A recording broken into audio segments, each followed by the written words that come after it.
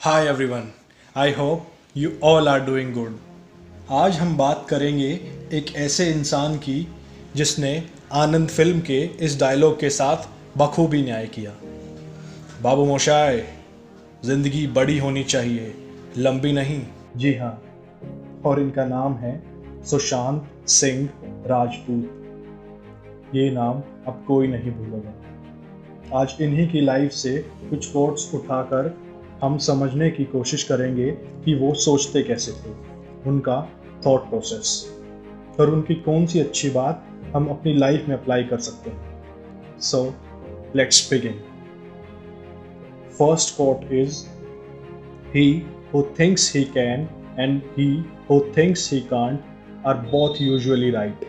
मतलब कि वो जो सोचता है कि वो कर सकता है और वो जो सोचता है कि वो नहीं कर सकता, आमतौर पर दोनों ही सही होते हैं। यहाँ सुशांत बात कर रहे हैं सोच की, लेकिन एक सवाल, क्या इसका ये मतलब हुआ कि राम, जो अपनी पूरी लाइफ में आज तक ड्राइविंग सीट पर बैठा भी नहीं और वो सोचे कि वो गाड़ी चला सकता है, तो क्या वो सच में चला सकता है?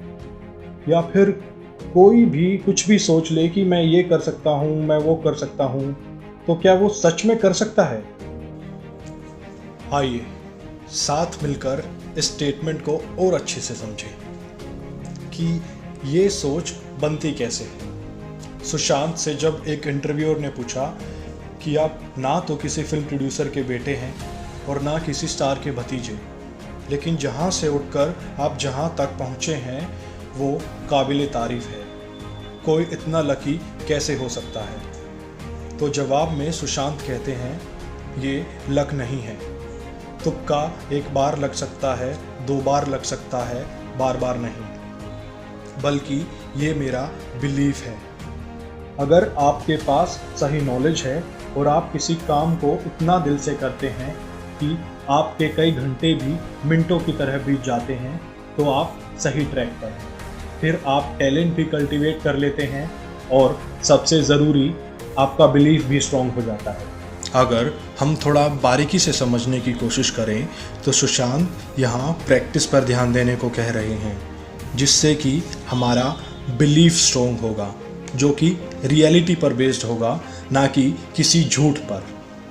तो हमें हमारे सवाल का जवाब आखिरकार मिल ही गया। राम गाड़ी चला सकता है, बल्कि दौड़ा भी सकता है, लेकिन उसके बाद क्या होगा वो राम ही जाने। मेरा मतलब है भगवान जाने। तो जोक्स अपार्ट, राम गाड़ी चला सकता है, लेकिन सीख कर। दोस्तों, अब तक हमने जो भी समझा, अगर हम उसे सम अप करें तो वो है, बिलीफ बनता है right knowledge plus deliberate practice. अब ये राइट नॉलेज क्या है और कहाँ से मिलेगी? राइट नॉलेज का मतलब है किसी काम को करने की नेसेसरी और सफिशिएंट इन्फॉर्मेशन जो कि हमारे लिए बेनिफिशियल हो, और वो हमें मिलेगी उस काम के एक्सपर्ट से। जैसे फॉर एग्जांपल, आपको गिटार प्ले करना सीखना है, तो उसके लिए आप किसी गिटारिस्ट, उसके एक्सपर्ट से नॉलेज लीजिए, ना कि किसी ऐसे दोस्त से जिसने खुद अभी गिटार प्ले करना सीखा है। दोस्तों, हमारी आदत होती है कि हम किसी से भी एडवाइस लेने लगते हैं, फिर चाहे उसे उस काम की ABCD भी ना पता हो। तो हमें ये अवॉइड करना चाहिए, उससे हमारा काम आसान हो जाएगा। डेलिब्रेट प्रैक्टिस का मतलब है ऐसी प्रैक्टिस जिसका कुछ पर्पस हो और वो सिस्टमैटिक तरीके से की जाए। इस पर मैं डिटेल में वीडियो बनाऊंगा। सुशांत कहते हैं, अगर हमारा बिलीफ स्ट्रॉन्ग हो जाए तो चाहे हिस्ट्री कुछ कहे या फैक्ट्स, फ़र्क नहीं पड़ता।